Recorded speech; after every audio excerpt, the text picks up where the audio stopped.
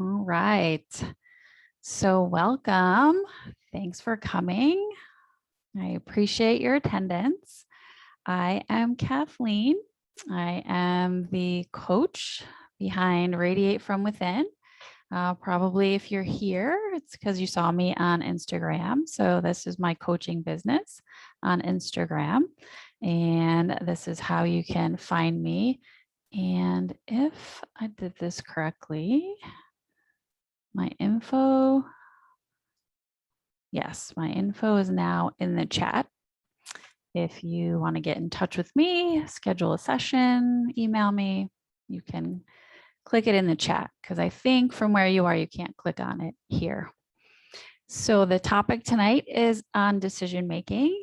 And the reason I love to talk about this topic is because it was one of the first things in coaching, one of the first things that really blew my mind when I started studying coaching, that decision making is really not as hard as we make it.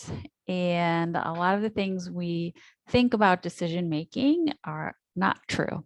And our brain offers us a lot of lies that makes it harder. So a decision really is just a commitment to a thought, right? That's all it is. And when we commit to a particular thought, it creates a feeling that we were hopefully looking for, which drives an action, which gets us to the result we want. And that's the whole thing about decisions. Decisions are about getting us to our results. So when we commit to a thought, we get a committed action. When we don't commit, we don't decide, we get no action. That's all it is. Very simple. But what happens is we get all up in our head, and when we're making a decision, we realize we have to constrain ourselves to a particular choice, one choice, which leads to one thought and one action. So we actively decide to do one thing and we don't do anything else. And that's the point, right? You can only do one thing at a time. You can only choose one thing at a time. For my students that are in the room, you could only choose one college, right? You had to decide to come to Quinnipiac. So oftentimes, instead of deciding, we spend time thinking about it and ruminating and gathering data, and we are stuck. We end up stuck in indecision. So why is this a problem? Right? Why is indecision a problem? Really two main reasons. One is if we don't constrain, if we don't decide, then we don't get to enjoy the benefits of whatever we were thinking about. So imagine if you never made a decision. Senior year in high school, all your acceptances are coming in, but you never decided. Then you could have never reached your goal to be a physical therapist because you would have never gone to college. Think about that for a minute, right? And you probably thought of it as a really big decision. This is a huge decision, but really it was just a choice, neither big nor small, neither here nor there. It was just a choice.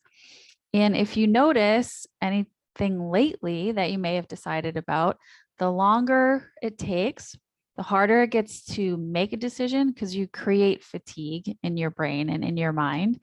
So not constraining, not resisting, number one, creates fatigue. And number two, it prevents us from reaping the benefits. Whatever that choice is that you're trying to make, you don't get to reap the benefit. We just got back from vacation. We went to Aruba. And so last year we were deciding, do we want to go to Aruba? Do we want to go back to Florida? Do we want to try something different, the Bahamas? Maybe we want to go to Oklahoma. If we never, ever decided, we never would have gotten to enjoy our vacation that we took 2 weeks ago. So what are the reasons why we don't constrain? Anybody want to put anything in the chat why you think we might not constrain? I don't know if this goes to everyone. No chatting tonight. You guys are a quiet group. That's okay. Probably had a long day at work, right? So why we don't constrain, are probably many reasons and probably different reasons, but I like to cover these three main things that our brain offers us, the lies that our brain offers us. Number one, big one that I always got stuck on is there's a right decision, right? There must be a right decision. If I just think about it long enough, if I contemplate it long enough, I'm a little bit woo, right? I teach yoga, meditation. The universe will bring me the correct decision. In reality, all decisions are neutral. And that's one of the first teachings at Life Coach School that really blew my mind. Like, no, there's a right way. If you think hard enough, there's a right way. Not true at all. All decisions are neutral. There's not a right decision, a wrong decision. There's only a commitment to an action. So you might be thinking, well, Aruba, that sounds beautiful. That sounds like the right decision. More right than the Bahamas?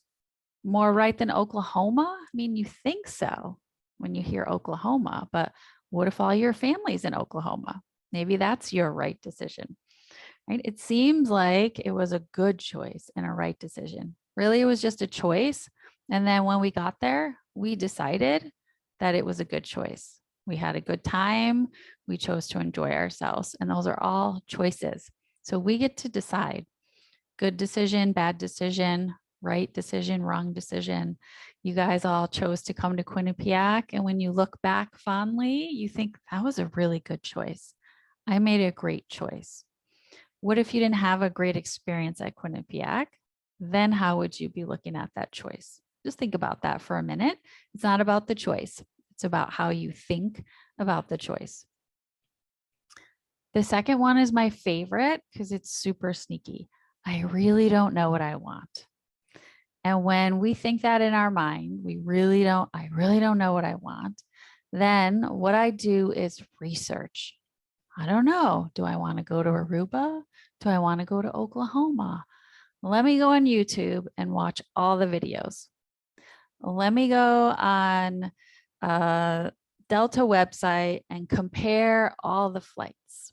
Let me look at all the hotels, right? So I really don't know what I want spurs on what we think is this action that's helping us decide.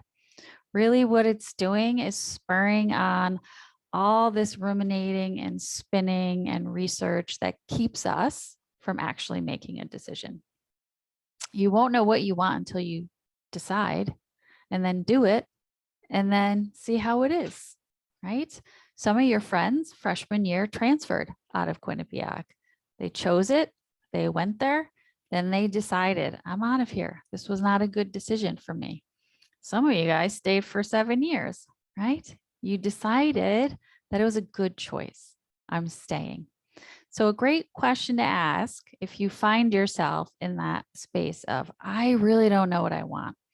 Ask yourself, how do I want to feel? When I got to Aruba, I wanted to feel calm and relaxed.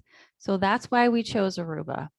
We had something in our brains that told us, oh, the Bahamas is going to be too crowded. Let's not go there. And Oklahoma is going to be boring.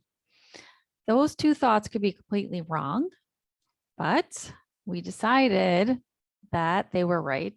So we would go to Aruba so we could feel calm and peaceful.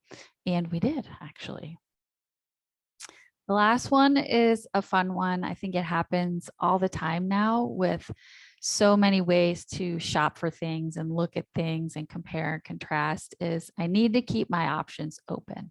And keeping your options open is because you're afraid of missing out, right? FOMO, fear of missing out. And if you stop for a minute and think, the whole point of choosing, of making a choice is so that you can enjoy your choice, which means, of course, you're going to miss out on all the other possibilities. We went to Aruba, so we missed out on the Bahamas and we missed out on Oklahoma, right? You went to Quinnipiac, so you missed out on all the other experiences that you could have had because you decided, I'm going to go to Aruba and I'm going to feel like this, calm and peaceful. So when I was in Aruba, I chose to think this was a great choice. This place is beautiful. And it was beautiful. It didn't rain, the sun was out, the food was good. What would have happened if it rained all week? What would have happened if there was a spike of COVID and we were quarantined in our hotel room? We could have still chosen to think this was a good choice. It's still beautiful here, right? It's not about the outside things. It's all about what's in my brain and what I'm going to decide. So like I said, indecision is a problem because it creates this fatigue in our brains, and it gets harder and harder. The longer and longer we put off a decision, the harder and harder it gets. And then we never get to have the benefit of choosing one thing over another.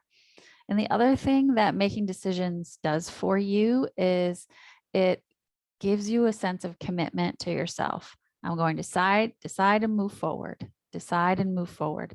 So every time you make a decision, you get closer and closer to the result you want. And I think the example of choosing a college is such a great example, because somewhere in high school, you decided, I want to be a physical therapist. First, you had to choose a college. Then you had to choose your classes all through college. Then you had to choose what specialty area you wanted to go in. Then you probably chose an exam review or some type of way to get you ready. You had to choose what state you were going to take the exam in. You had to choose a job. You have to make all these decisions until you ultimately get to act like a physical therapist. If you had put off any one of those decisions along the way, you never would have gotten to your result. So each decision reminds you of your commitment to your results. So think about it. You have a decision right now. You have something you want right now. I want a house, right? I want to move across the country. I want to get out of orthopedics and go into rehab, right? Every decision you make just gets you one step closer to your result. And every time you make a decision, you confirm how committed you are to yourself, and you're able to do your actions. So the truth of the matter is nothing has gone wrong here at all. Anytime we make a decision, decisions lead to change. That's the whole point. And all of our brains are wired to fear change. All of our brains are wired to warn us, oh, if you change, something bad might happen to you. So fear and doubt are completely normal when there's a possibility of a change. It's nothing's gone wrong.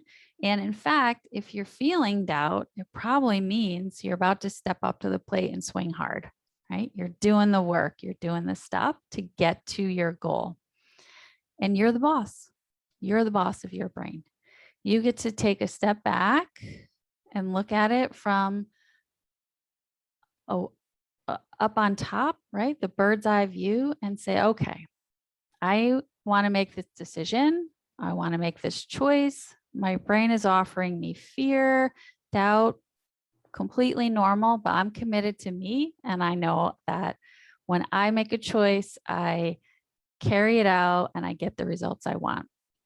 So you're the boss. You can override your brain and do whatever, make whatever choice that you think is best for you, not some best choice from the universe. But what do you think? How do you want to feel after you make that choice? So what does this have to do with coaching? Why am I doing this? To me, coaching just fast tracks it. You can make your decisions without a coach. You've done it before. Coaching for me just fast tracks it, right? It helps us uncover the thoughts, uncover the doubts, look at it from an objective lens, and then decide faster. So coaches can help reveal thoughts that are blocking you, thoughts that are old, and especially thoughts that are untrue. Like, oh, I might make a mistake. So what? It's not the end of the world, right?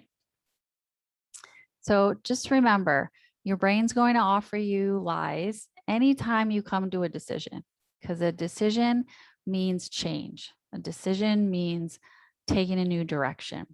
So your brain's going to tell you, well, there's a right decision. Just wait it out. I don't really know what I want. Let's research. Let's get on YouTube. Let's ask a lot of questions. Let's figure this out. I might miss out.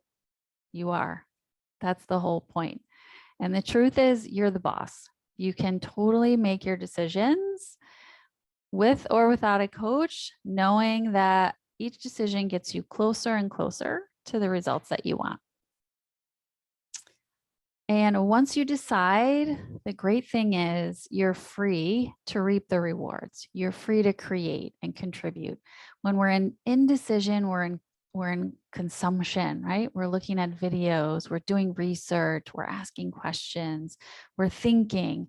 We don't get to contribute, right? I went to Aruba, we met people, we talked to people. You became a physical therapist, you're contributing to the health and well-being of hundreds of thousands of people now, right? You get to enjoy whatever the result is of your decision. Right. So if you have any questions, you can pop them into the chat.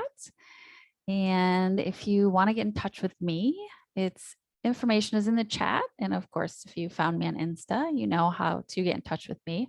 I'm offering anyone who joined tonight a free mini session. It's 45 minutes. It doesn't have to be about decisions. It could be about whatever you want to chat and to see what coaching is all about. If you've never been coached, it's definitely fun and it can be very mind-blowing. It was for me. And here's me again. All right. So I don't see any questions in the chat. So I'm going to sign off. Thank you for coming. Good to see, well, sort of see everyone, and have a great night.